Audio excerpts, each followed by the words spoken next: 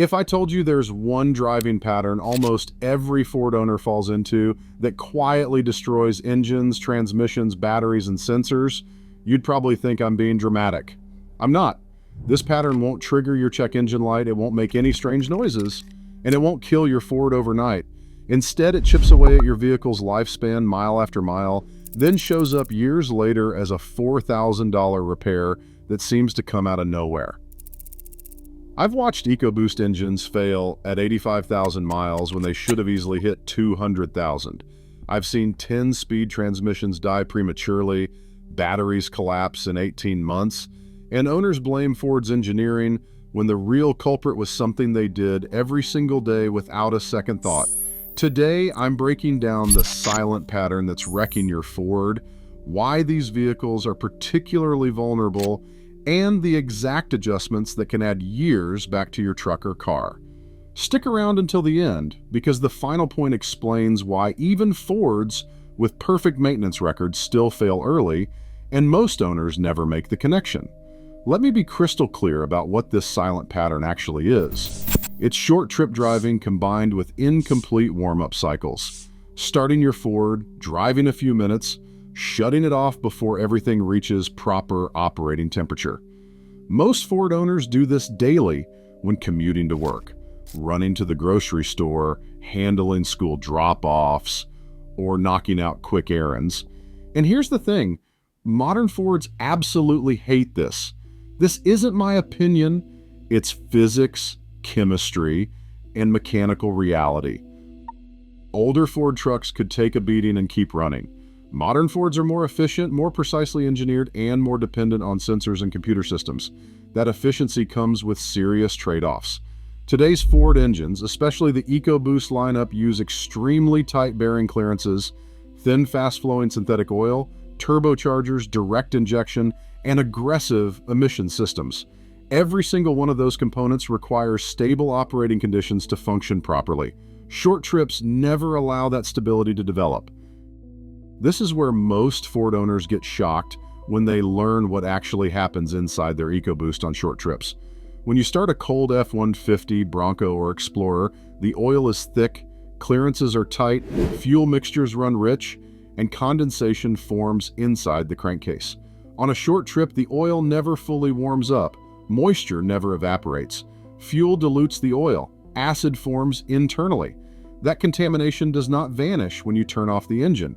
It stays there, accumulating day after day.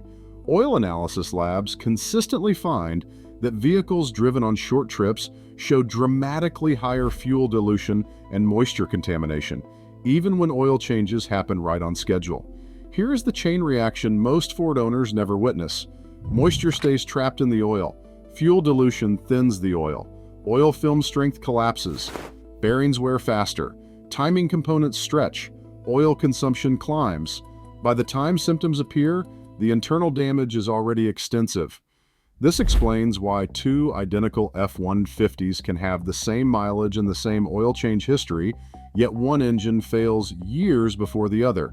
It is not just luck, it is operating conditions.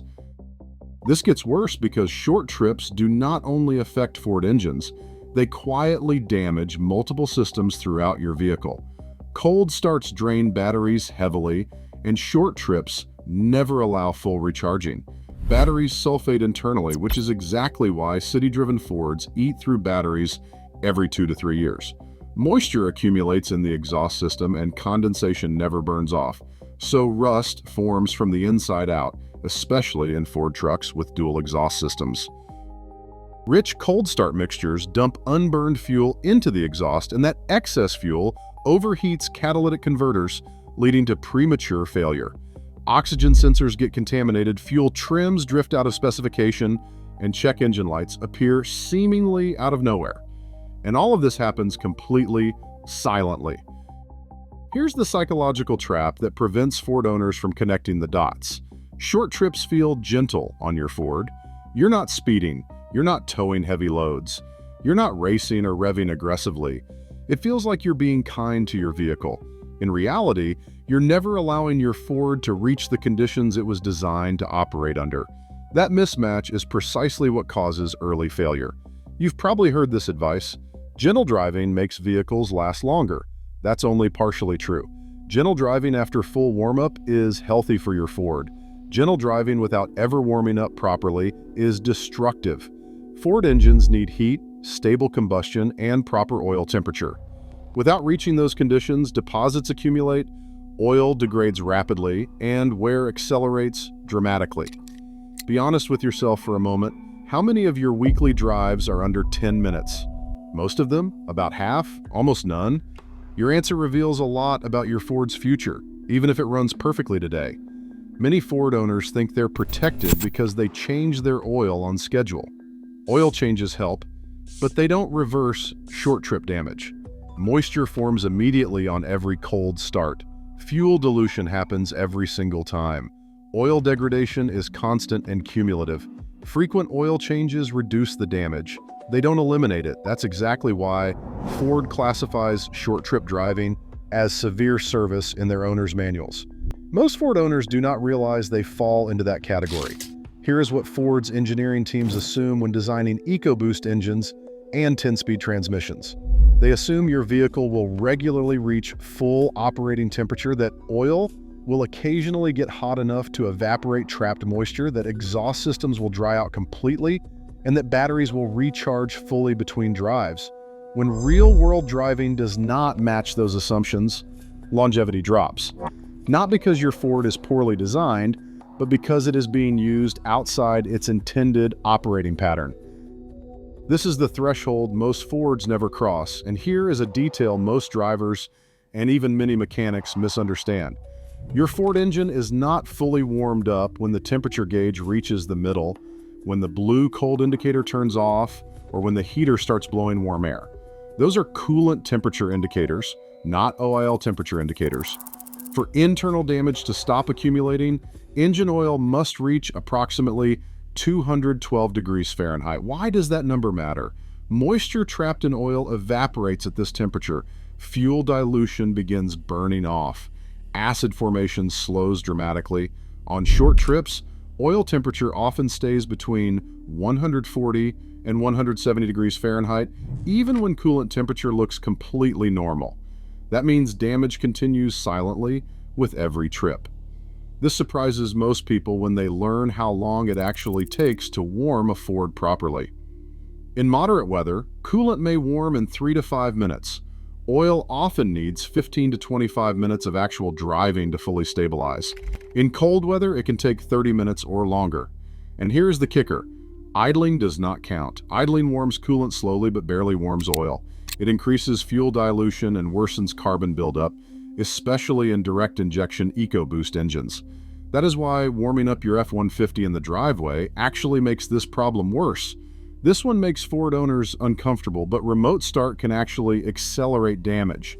Remote start feels protective, but in many cases it does the opposite. When your Ford idles cold, it runs rich and never gets driven long enough afterward. You get maximum fuel dilution, minimal oil heating, and moisture buildup. Remote start is fine if your Ford gets driven long enough afterward. Remote start is harmful if the following trip is short. This is why some manufacturers now limit idle time automatically. They understand the damage profile. Here's the good news. You don't need to stop making short trips, you just need to counterbalance them. Experienced Ford mechanics and engineers recommend this simple rule. For every week of short trips, give your Ford one full heat cycle. What does that mean? 20 to 30 minutes of continuous driving after reaching full warm-up at steady speeds with light to moderate engine load. Not aggressive driving, not redlining, not stop-and-go traffic. This allows oil to reach full operating temperature, moisture to evaporate, fuel dilution to burn off, and exhaust systems to dry completely. This single habit dramatically extends Ford engine and transmission life. There's a myth that Ford engines need to be driven hard. That's misleading. What Ford engines really need is consistency. Steady-state driving stabilizes combustion, maintains oil pressure, and keeps temperatures even. Random aggressive bursts shock components, loosen deposits unevenly, and increase wear if oil is not at proper temperature. Smooth, sustained driving wins every time. Short trips create carbon buildup at an alarming rate in direct injection Ford engines. Cold starts run rich. Fuel sticks to cylinder walls. Combustion temperatures stay low, deposits never burn off. Over time, intake valves foul up badly, especially on 2.3-liter, 2.7-liter, and 3.5-liter EcoBoost engines. Piston rings stick, throttle response degrades, then Ford owners start chasing expensive solutions like walnut blasting services, chemical treatments, and intake cleanings. The bills can run $400 to $800 or more when the real problem was never allowing the engine to operate in its proper temperature zone consistently. Ford's Intelligent Oil Life Monitor is smart but limited. It calculates engine load, RPM, and temperature trends. It does not directly measure moisture accumulation or fuel dilution levels. That's why two Fords with identical oil life percentages can have very different oil conditions. Short-trip Fords degrade oil chemically, not just mechanically. For turbocharged EcoBoost engines, most experienced mechanics recommend oil changes every 5,000 miles or 6 months, regardless of what the oil life monitor displays. This pattern does not stop at the engine. Ford's 10-speed automatic transmissions also suffer badly from short trips. When transmission fluid never warms fully, moisture stays trapped, shift solenoids operate in thick fluid, and clutches wear faster. That is why city-driven Ford trucks often experience early harsh shifts, torque converter shudder, and premature transmission failures. The 10R80 transmission in F-150s, Broncos, Rangers, and Expeditions is particularly sensitive. When it fails, you are looking at $4,000 to $9,000 in repairs or replacement. Again, all happening silently until it is too late. This is one of the biggest misconceptions when buying used vehicles. Low mileage does not always mean low wear. A Ford with 40,000 miles of entirely short trips can be mechanically worse than a Ford with 100,000 miles of regular highway use. Mileage tells you how far a vehicle went. It does not tell you how it was driven. If short trips are unavoidable, and for most Ford owners they are, the solution is not to panic. The solution is to change how you maintain your vehicle, not just how you drive it. Ford quietly classifies frequent short trip driving as severe service. That label matters. Severe service does not mean abuse. It means the vehicle rarely reaches full operating temperature, moisture and fuel dilution accumulate, and more cold starts occur than average. Under severe service conditions, maintenance intervals must change. If you do not adjust, damage compounds quietly until major systems fail. This is one of the biggest killers, and almost nobody talks about it. Ford owners who do short trips often follow the longest oil change interval, trust the oil life monitor without question, and stretch oil changes because mileage is low. That is completely backwards. Short trip driving contaminates oil faster, not slower. Fuel dilution and moisture thin the oil, reduce film strength, and accelerate bearing wear. That is why experienced Ford mechanics recommend shorter oil intervals for short trip vehicles, even if mileage is low. Not because the oil is worn out, but because it is chemically compromised. Modern Ford powertrains amplify this pattern's damage. Turbocharged EcoBoost engines rely on clean, hot oil and proper heat cycles. Short trips mean oil never stabilizes. Moisture attacks turbo bearings. Carbon forms in oil feed lines. That is why many turbo failures trace back to cold starts, short drives, and extended oil intervals. Ford hybrid vehicles seem immune, but they are not. Because the engine runs intermittently, heat cycles are shorter. Oil warms even less consistently. Hybrids doing short trips often have extremely low mileage, but surprisingly degraded oil.